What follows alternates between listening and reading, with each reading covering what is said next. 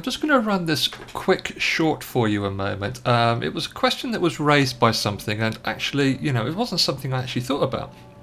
But in the UK, where I come from, we use a full stop to denote a decimal point. So I'm just going to quickly show you that as a demonstration. So I'm just going to run this. And if I enter a decimal number, let's just say 4.5, press return, the number you entered was 4.5. However, if I'm from a different country, some of those countries would use a comma instead of a decimal point. I've had a look online and there's a whole list of them on Wikipedia. So these are the countries that tend to use a comma according to Wikipedia, and these are the countries that use a decimal point. So it's really important that you manage to enter the right information for the right country. Now, in order to do that, we need to set up a location. So just to give you an idea, so at the moment I've got 4.5. If I was to type that in Italy, for example, let me just run that a moment. I would write it as 4.5 and press return. And I get this error come up.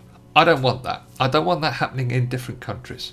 So to get around that, what I need to do is set the locale. Okay, so that means I'm going to set the standard for this particular application. So I'm going to go up to here and I'm going to import the locale. So I'm going to go to Java, util, and it's capital L locale. There it is.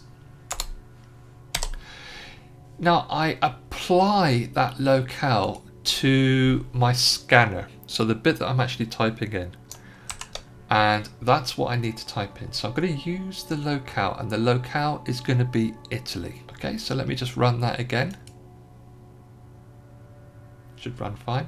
Now if I do 4.5, it will actually present it as 4.5. And of course, if I run that again and I do it in the UK way, it's going to throw an error.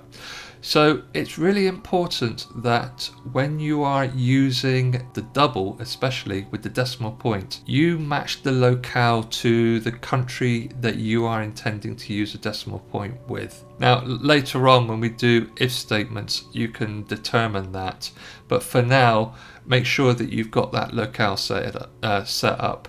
So if you're in a country that uses a comma, it will naturally use a comma for that country.